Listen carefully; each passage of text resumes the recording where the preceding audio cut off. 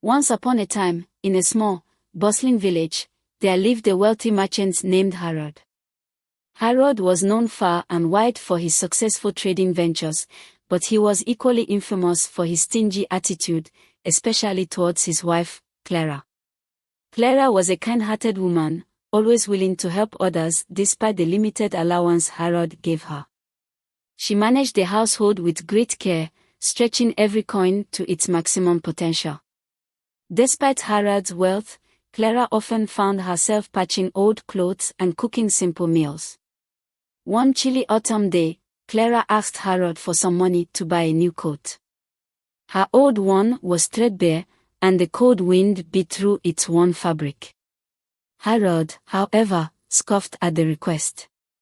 "Why do you need a new coat?" he grumbled. "Your old one still has some life in it. Besides, we must save for the future." Clara sighed but did not argue. She knew that once Harod made up his mind, there was no changing it. She went back to her chores, trying to ignore the cold seeping through the walls. As winter approached, the village prepared for the annual festival.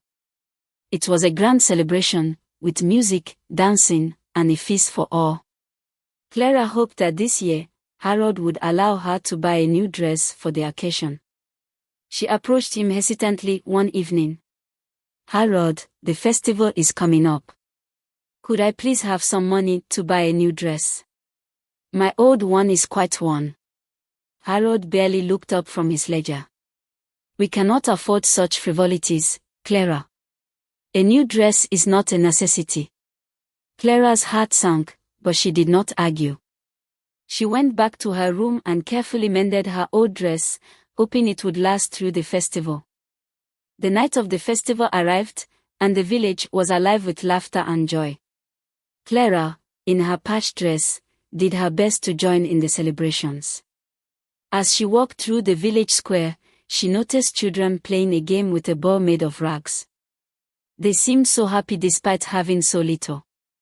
Clara's heart ached for them, and she decided to do something kind. She approached Harod later that night. "Harod, I've been thinking. The children in the village have so little. Perhaps we could donate some of our wealth to help them. It would bring them so much joy." Harod's face darkened. "Nonsense, Clara. We worked hard for our money, and we must keep it. Charity begins at home." Clara felt a wave of frustration but held her tongue. She continued to manage the household and help others as best she could with what little she had. One stormy night, a traveler knocked on their door. He was drenched and shivering, seeking shelter. Clara immediately invited him in and prepared a warm meal. Harod, however, was less than pleased. "Why did you let him in?" he hissed. "We cannot afford to feed every stranger who comes knocking." Clara ignored him and continued to care for the traveler. As the night wore on, the storm grew fiercer, and the traveler revealed himself to be a wealthy noble in disguise. He had been testing the kindness of strangers and was deeply moved by Clara's generosity. The next morning, the noble revealed his true identity and offered Clara a reward for her kindness.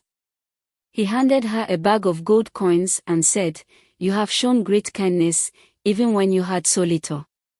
Use this to help those in need and to bring joy to your own life." Clara was overwhelmed with gratitude.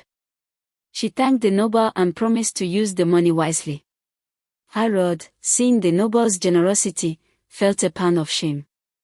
He realized how his stinginess had affected Clara and those around them. From that day forward, Harod began to change. He started by giving Clara a proper allowance and encouraging her to spend it on herself and others. He donated money to the village and began to appreciate the value of generosity. Clara, with her kind heart and newfound resources, brought joy and warmth to their home and the entire village. In the end, Harod learned that true wealth was not measured by the coins in one's purse but by the kindness in one's heart. And so, they lived happily, spreading joy and generosity wherever they went.